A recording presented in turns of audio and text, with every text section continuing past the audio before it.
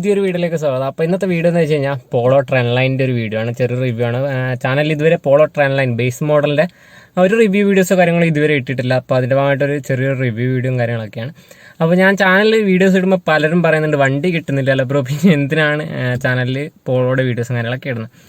നിങ്ങൾ ജസ്റ്റ് വണ്ടിയോ കാര്യങ്ങളോ എന്തായാലും കിട്ടുന്നില്ല. അപ്പോൾ ജസ്റ്റ് നിങ്ങൾക്ക് ഡിജിറ്റലി ഒരു സാറ്റിസ്ഫാക്ഷൻ കിട്ടട്ടെ എന്ന് വെച്ചിട്ടാണ് ഈ ഒരു ചാനൽ ഇങ്ങനെ ഒരു വീഡിയോസും കാര്യങ്ങളും ഫോട്ടോസും കാര്യങ്ങളൊക്കെ സ്റ്റാറ്റസ് ആക്കിയിട്ടൊക്കെ ഇടുന്നത്. അപ്പോൾ വീഡിയോ ഇഷ്ടപ്പെടുകയാണെങ്കിൽ ജസ്റ്റ് ഒന്ന് ലൈക്ക് ചെയ്യുക, ചാനൽ സപ്പോർട്ട് ചെയ്യുക. ഈ ചാനൽ എപ്പോഴും ഫോക്സിൻ്റെ കണ്ടന്റുകളായിരിക്കും ഉണ്ടാകുക, ഫോക്സിൻ്റെ വണ്ടികളും അതുപോലെ തന്നെ പ്രൊഡക്റ്റിനെ കുറിച്ചുള്ള കണ്ടന്റ് ആയിരിക്കും ഉണ്ടാകുക. അപ്പോൾ വീഡിയോ എന്തായാലും ഇഷ്ടപ്പെടുകയാണെങ്കിൽ ജസ്റ്റ് ഒന്ന് ലൈക്ക് ചെയ്യുക, സപ്പോർട്ട് ചെയ്യുക. നേരെ നമുക്ക് ഇന്നത്തെ വീഡിയോസിലേക്ക് തന്നെ പോകാം. ഹലോ ഗൈസ്, എല്ലാവർക്കും ഒന്നുകൂടെ സ്വാഗതം. അപ്പോൾ ഇതാണ് ട്രെൻഡ് ലൈനിൻ്റെ ഫ്രണ്ട് എന്നുള്ള വ്യൂ എന്ന് പറയുന്നത്. അപ്പോൾ അതായത് ബാക്കിയുള്ള പോളോസ് ഇതിൻ്റെ മിഡിൽ ഓപ്ഷൻ നോക്കുകയാണെങ്കിൽ, ഹൈ ലൈൻ നോക്കുകയാണെങ്കിൽ, GT ഒക്കെ നോക്കുകയാണെങ്കിൽ ട്രെൻഡ് ലൈനിൻ്റെ ഫ്രണ്ടിൽ നിന്ന് നമുക്ക് ചെറിയ കാര്യങ്ങൾ ഐഡൻറ്റിഫൈ ചെയ്യാൻ പറ്റും, ഇത് വണ്ടി ട്രെൻഡ് ലൈൻ ആണെന്നുള്ളത്. അതിൻ്റെ ഒരു മെയിൻ ആയിട്ടുള്ളതെന്ന് വെച്ച് കഴിഞ്ഞാൽ ഗ്രില്ലിൽ നിങ്ങൾ ബാക്കി പോളോ കാര്യങ്ങളൊക്കെ ശ്രദ്ധിച്ച് കഴിഞ്ഞാൽ ഇവിടെയായിട്ട് നിങ്ങൾക്ക് ഒരു ക്രോമിയം ഫിനിഷും കാര്യങ്ങളൊക്കെ കൊടുത്തിട്ടുണ്ട്. ഇവിടെ ആ ക്രോമിയം ഫിനിഷും കാര്യങ്ങളൊന്നുമില്ല, ഫുൾ ബ്ലാക്ക് തന്നെയാണ് കൊടുത്തിട്ടുള്ളത്. പിന്നെ ഹെഡ്ലൈറ്റും കാര്യങ്ങളൊക്കെ ഓൾമോസ്റ്റ് എല്ലാ പോളോയിലും സെയിം കിറ്റ് തന്നെയാണ് വരുന്നത്, ഡുവൽ ബാരലാണ് വരുന്നത്. ഡിമ്മിനും ബ്രൈറ്റിനും സെപ്പറേറ്റ് ഫംഗ്ഷനോടുകൂടിയുള്ള ഹെഡ് ലാമ്പും കാര്യങ്ങളും വരുന്നുണ്ട്. തൊട്ടതായിട്ട് ഇൻഡിക്കേറ്ററും കാര്യങ്ങളൊക്കെ കൊടുത്തിട്ടുണ്ട്. പിന്നെയുള്ള ഒരു ചേഞ്ചസ് എന്ന് വെച്ച് കഴിഞ്ഞാൽ ഇത് ട്രെൻഡ് ലൈൻ ആയതുകൊണ്ട് നിങ്ങൾക്ക് ഇവിടെ ഫോഗ് ലാമ്പോ കാര്യങ്ങളൊന്നും കാണാൻ പറ്റില്ല. അത് കംഫർട്ട് ലൈൻ തൊട്ടിട്ടാണ് ഈ ഫോഗ് ലാമ്പ് കാര്യങ്ങളൊക്കെ വരുന്നത്. പിന്നെ ഇതിൻ്റെ മെയിൻ ചേഞ്ചസ് എന്ന് പറയാനുള്ളത് ഇതിൻ്റെ എൻജിനാണ്. ജസ്റ്റ് എഞ്ചിനെ പറ്റി പറഞ്ഞാൽ, എഞ്ചിൻ എന്ന് വെച്ച് കഴിഞ്ഞാൽ 1 ലിറ്റർ MPI എഞ്ചിനാണ് വരുന്നത്. ഓക്കെ, MPI എന്ന് വെച്ച് കഴിഞ്ഞാൽ നമുക്ക് 75 bhp പവറും അതുപോലെ തന്നെ 95 Nm ടോർക്കും കാര്യങ്ങളൊക്കെ പ്രൊഡ്യൂസ് ചെയ്യുന്ന നോർമൽ എഞ്ചിനാണ് കിട്ടുന്നത്. അതായത് TSIനെ അപേക്ഷിച്ച് നോക്കുകയാണെങ്കിൽ, നമുക്ക് TSI അപേക്ഷിച്ച് നോക്കുകയാണെങ്കിൽ കുറച്ച് പവറും കാര്യങ്ങളൊക്കെ കുറവാണ്. പക്ഷേ എന്തായാലും ബഡ്ജറ്റായിട്ട് നോക്കുന്ന ഒരു കസ്റ്റമേഴ്സിന് വേണ്ട രീതിയിലാണ് ട്രെൻഡ് ലൈനിൻ്റെ എഞ്ചിനും കാര്യങ്ങളൊക്കെ ചെയ്തിട്ടുള്ളതെന്ന് വെച്ച് കഴിഞ്ഞാൽ അത്യാവശ്യം കുറവെന്നല്ല, എന്നാലും TSIയിലേക്ക് നോക്കുന്ന ആളാണെങ്കിൽ പവറും കാര്യങ്ങളൊക്കെ അത്യാവശ്യം കുറവാണ്. 75 bhp മാത്രമാണ് പവർ വരുന്നത്. നമ്മൾ ഫുൾ ഓപ്ഷനിലേക്കോ അല്ലെങ്കിൽ കംഫർട്ട് ലൈനിലൊക്കെ പോകുമ്പോൾ 110 bhp പവറും കാര്യങ്ങളൊക്കെ പ്രൊഡ്യൂസ് ചെയ്യുന്നുണ്ട്. അത് TSI എഞ്ചിനിലാണ്. അപ്പോൾ ഇതിലാണെങ്കിൽ ഞാൻ പറഞ്ഞു 75 bhp പവറും കാര്യങ്ങളൊക്കെയാണ് പ്രൊഡ്യൂസ് ചെയ്യുന്നത്. ഇനി നമുക്ക് സൈഡിലാണ് വരാനുള്ളത്.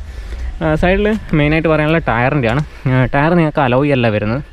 ഓക്കെ, പിന്നെ ഇത് കമ്പനിയുടെ തന്നെ ഇൻബിൽഡായിട്ട്, അതായത് നിങ്ങൾക്ക് വീൽ കപ്പും കാര്യങ്ങളൊക്കെ കൊടുത്തിട്ടുണ്ട്. ഇവിടെ ലോഗോവും കാര്യങ്ങളൊക്കെ കൊടുത്തിട്ടുണ്ട്. അത്യാവശ്യം മോശമല്ലാത്ത രീതിയിൽ കൊടുത്തിട്ടുണ്ട്. പിന്നെ ഫ്രണ്ടിലും ഡിസ്ക്കാണ്, അതുപോലെ തന്നെ ഫ്രണ്ടിൽ ഡിസ്ക്കും റിയറിൽ ഡ്രമ്മും കാര്യങ്ങളൊക്കെയാണ് വരുന്നത്. ടയർ സൈസ് ഇവിടെ കൊടുത്തിട്ടുണ്ട് 175/70R14 ആണ് വരുന്നത്. ഓക്കെ, 14 ഇഞ്ചാണ് വരുന്നത് ടയറും കാര്യങ്ങളൊക്കെ. അത്രയാണ് സൈഡ് എന്ന് പറയാനുള്ളത്. പിന്നെ സൈഡ് എന്ന് പറയുകയാണെങ്കിൽ ബോഡി കളറിൻ്റെയാണ് മിററും കാര്യങ്ങളൊക്കെ വരുന്നത്, സെയിം ബോഡി കളർ. തൊട്ടായിട്ട് ഇവിടെ സൈഡ് വ്യൂ ഇൻഡിക്കേറ്ററും കാര്യങ്ങളൊക്കെ നിങ്ങൾക്ക് കാണാൻ പറ്റും. അത് നമുക്ക് ഓൾമോസ്റ്റ് GTയിൽ വെച്ചിട്ട് ബാക്കി എല്ലാ വരുന്നതും സെയിം തന്നെയാണ് വരുന്നത്. പിന്നെ ബോഡി കളറോട് കൂടിയിട്ട് തന്നെയാണ് ഡോർ ഹാൻഡിലും കാര്യങ്ങളൊക്കെ കൊടുത്തിട്ടുള്ളത്. സൈഡിൽ നിന്ന് പിന്നെ ഗ്രൗണ്ട് ക്ലിയറൻസ് 165 ആണ്. പോളോയുടെ എല്ലാ വേരിയൻറ്റിനും 165 തന്നെയാണ് ഗ്രൗണ്ട് ക്ലിയറൻസ് കാര്യങ്ങളൊക്കെ വരുന്നത്.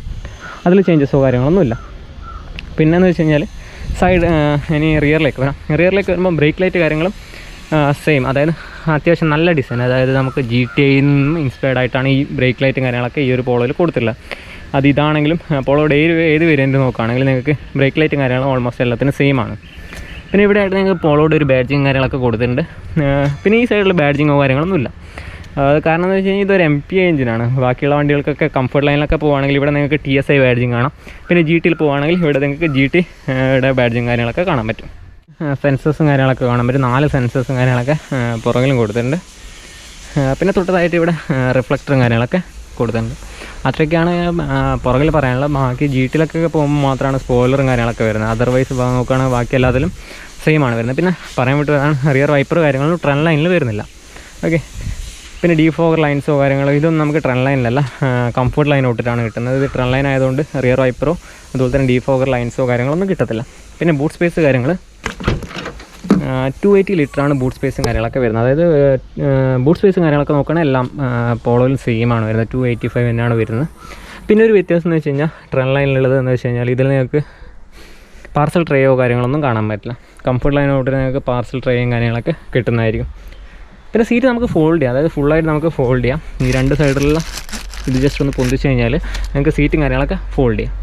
പിന്നെ ഇവിടെ ആയിട്ട് നമുക്ക്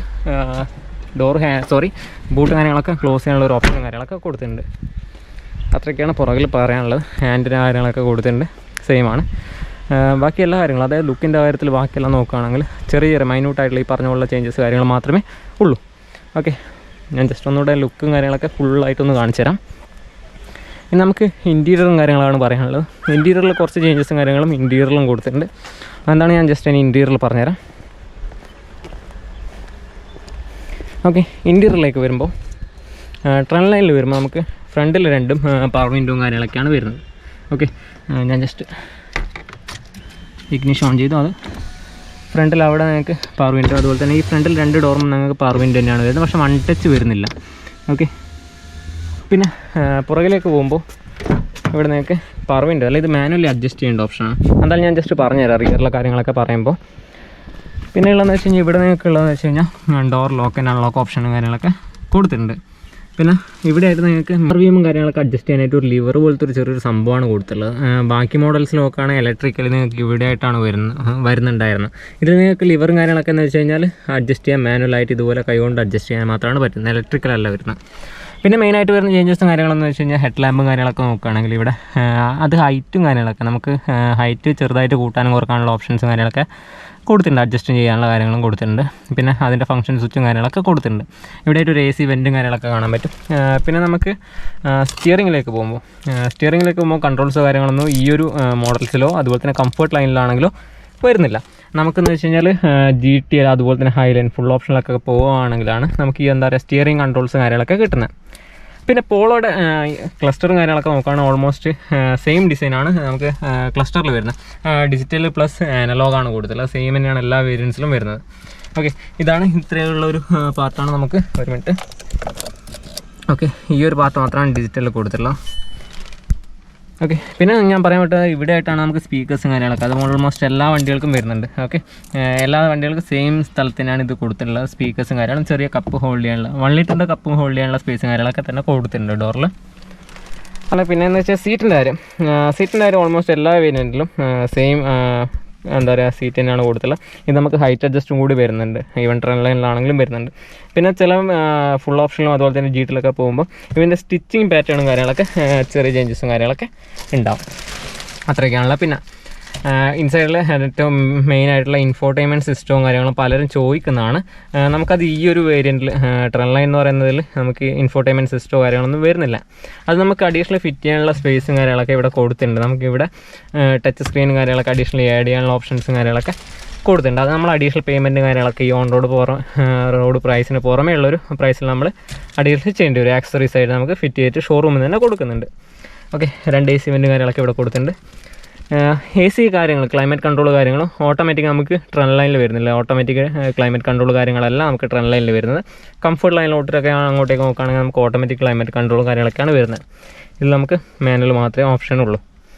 പിന്നെ ഇവിടെ ആയിട്ട് നമുക്ക് സ്പേസും കാര്യങ്ങളൊക്കെ കൊടുക്കുന്നുണ്ട്. ഇത് ചെറിയൊരു എന്താ പറയുക കപ്പ് ഹോൾഡ് ചെയ്യാനുള്ള സ്പേസും കാര്യങ്ങളൊക്കെയാണ് കൊടുത്തത്. 2 കപ്പ് ഹോൾഡ് ചെയ്യാനുള്ള സ്പേസും കാര്യങ്ങളും 12 വോൾട്ടിൻ്റെ ചാർജിങ് സോക്കറ്റ് കൊടുത്തിട്ടുണ്ട്. ഇവിടെ ആയിട്ട് ഫോണും കാര്യങ്ങളൊക്കെ വെക്കാനുള്ള ചെറിയൊരു സ്പേസും കാര്യങ്ങളൊക്കെ ഉള്ളിൽ കൊടുത്തിട്ടുണ്ട്. പിന്നെ പറഞ്ഞു ഇത് എന്താ പറയുക TSI എഞ്ചിനല്ല, അതുപോലെ തന്നെ ഇതിൻ്റെ 5 സ്പീഡാണ് ഗിയറും കാര്യങ്ങളൊക്കെ വരുന്നത്.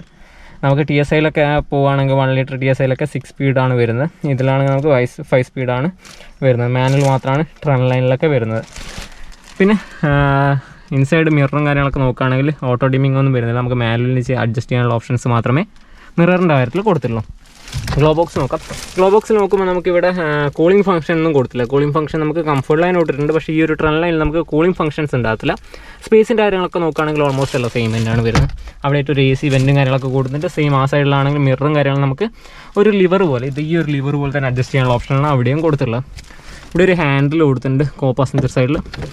ഇവിടെ നമുക്കൊരു എന്താ പറയുക സൺ ബ്ലൈൻഡ് വിത്ത് മിററും കാര്യങ്ങളൊക്കെ കൊടുത്തിട്ടുണ്ട്. ഇവിടെ നമുക്ക് ക്യാബിൻ ലൈറ്റ് കാര്യങ്ങളൊക്കെ കൊടുത്തിട്ടുണ്ട്. ഡ്രൈവർ സൈഡിലേക്ക് വരുമ്പോൾ ഓൾമോസ്റ്റ് ഒരു പോളോനും നമുക്ക് എന്താ പറയുക മിറർ കാര്യങ്ങളൊന്നും കൊടുത്തിട്ടില്ല. ഓക്കെ, അത്രയാണ് നമുക്ക് ഇൻസൈഡിൽ പറയാനുള്ളത്. ഓൾമോസ്റ്റ് എല്ലാം കവർ ചെയ്തെന്ന് വിചാരിക്കുന്നു. പിന്നെ ഇവിടെയായിട്ട് നമുക്ക് സ്പേസോ കാര്യങ്ങളൊന്നും എടുത്ത് പറയാനുള്ള സ്പേസോ കാര്യങ്ങളൊന്നുമില്ല.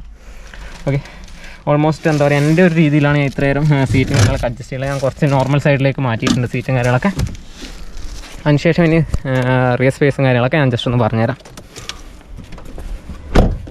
ഇനി റിയറിലേക്ക് വരുമ്പോൾ നമുക്കിവിടെ ഞാൻ ഇതിനു മുമ്പ് പറഞ്ഞ പോലെ തന്നെ ഇവിടെ നമുക്ക് മാനുവലി ആണ് എന്താ പറയുക അഡ്ജസ്റ്റ് ചെയ്യാനുള്ള ഓപ്ഷനും കാര്യങ്ങളൊക്കെ കൊടുത്തിട്ടുള്ളത്.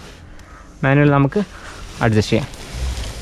ഓക്കെ, പിന്നെ എന്ന് വെച്ചാൽ സ്പേസിൻ്റെ കാര്യം പോളോയിൽ പലരുടെയും ഇഷ്യൂസും കാര്യങ്ങളൊക്കെ എന്ന് വെച്ചാൽ റിയർ സ്പേസും കാര്യങ്ങളൊക്കെയാണ്.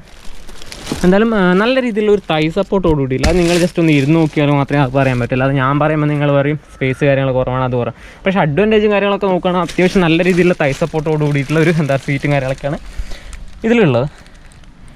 ഓക്കെ, പിന്നെയെന്ന് വെച്ച് കഴിഞ്ഞാൽ റിയറിൽ ഈ ഒരു ഹമ്പും കാര്യങ്ങളൊക്കെ പലർക്കുള്ളൊരു കംപ്ലൈൻ്റ് ആണ്. ഇതൊരു 5 സീറ്റ് വാഹനമാണെങ്കിലും 4 അഡൾട്ടിനും അതുപോലെ തന്നെ 1 ചൈൽഡിനാണ് ഞാൻ റെക്കമെൻഡ് ചെയ്യുന്നത്. ഓക്കെ, എന്നാൽ ആ ഒരു 4 പാസഞ്ചർ നല്ല രീതിയിൽ കംഫർട്ടായിട്ട് ഇരുന്ന് പോകാൻ പറ്റുന്നൊരു വണ്ടി തന്നെ വേണ്ടിയൊക്കെ പറയാം. പിന്നെ ഹെഡ് റെസ്റ്റും കാര്യങ്ങളും റിയറിൽ നോക്കുകയാണെങ്കിൽ അഡ്ജസ്റ്റബിൾ ആണ് വരുന്നത്. പിന്നെ പാർസൽ ട്രേയുടെ പറഞ്ഞു, ഇതിൽ നമുക്ക് പാർസൽ ട്രേയോ കാര്യങ്ങളൊന്നും വരുന്നില്ല. ഇവിടെ ഒരു ഹാൻഡിലും കൊടുത്തിട്ടുണ്ട്, അതുപോലെ തന്നെ ഹൂക്കും കൊടുത്തിട്ടുണ്ട്. ഈ സൈഡിലും സെയിം തന്നെ കൊടുത്തിട്ടുണ്ട്. ഓക്കെ, ഓൾമോസ്റ്റ് ആ കാര്യങ്ങളൊക്കെ ഞാൻ കവർ ചെയ്തെന്ന് വിചാരിക്കുന്നു. അത്രയൊക്കെയാണ് പറയുന്നത്. കാരണം ഇതിൻ്റെ ട്രെൻ ലൈൻ്റെ ഒരു ഡീറ്റെയിൽഡ് വീഡിയോ കാര്യങ്ങളൊന്നും ഞാൻ ഇതിനു മുമ്പ് ചെയ്തിട്ടില്ല. അതുകൊണ്ടാണ് ഈ ചാനൽ ട്രെൻ ലൈൻ്റെ ഒരു വീഡിയോ ചെയ്യുന്നത്. അപ്പോൾ വീഡിയോ എല്ലാവർക്കും ഇഷ്ടപ്പെട്ടു എന്ന് വിചാരിക്കുന്നു. എപ്പോഴും പറയുന്നതല്ല, ഇതിൻ്റെ പ്രൈസ് പലപ്പോഴും ശരിക്കും പറഞ്ഞാൽ എന്നോട് പറയാൻ വിട്ടുപോകുന്നതാണ്. പലരും കമൻറ്റ് ഇടുമ്പോഴാണ് ഞാൻ ആ പ്രൈസും കാര്യങ്ങളും പറഞ്ഞിട്ടില്ല എന്നുള്ള കാര്യം ഞാൻ ശരിക്കും പറഞ്ഞാൽ അറിയുന്നത്. ഇതിൻ്റെ ഇപ്പോൾ ഉള്ള ഓൺ റോഡ് പ്രൈസ് നോക്കുമ്പോൾ 7,20,000 അടുത്താണ് പ്രൈസും കാര്യങ്ങളൊക്കെ വരുന്നത്. സ്റ്റേറ്റ് മാറുന്നതിനനുസരിച്ചിട്ട് അതുപോലെ തന്നെ ചിലപ്പോൾ പ്രൈസിൽ ചെറിയ ചെറിയ ഡിഫറൻസ് കാര്യങ്ങളൊക്കെ വരാം. എന്തായാലും ഒരു 7,20,000 പ്രതീക്ഷിക്കാം നിങ്ങൾക്ക്. ഓക്കെ, അപ്പോൾ ഫിനാൻസിൻ്റെ വീഡിയോസും കാര്യങ്ങളൊക്കെ അപ്പോൾ ഞാൻ ഓൾറെഡി ചാനൽ അപ്ലോഡ് ചെയ്യുന്നുണ്ട്. കാണാതെ വരുന്നെങ്കിൽ ചാനൽ കയറിയിട്ട് നമുക്ക് നോക്കാവുന്നതാണ്. ഓക്കെ, അപ്പോൾ വീഡിയോ ഇവിടെ വെച്ച് നിർത്തണം. അടുത്ത എന്തെങ്കിലും ഇൻഫോർമേറ്റീവ് ആയിട്ടുള്ള വീഡിയോസ് കാണാം. അതുവരെയും ബൈ.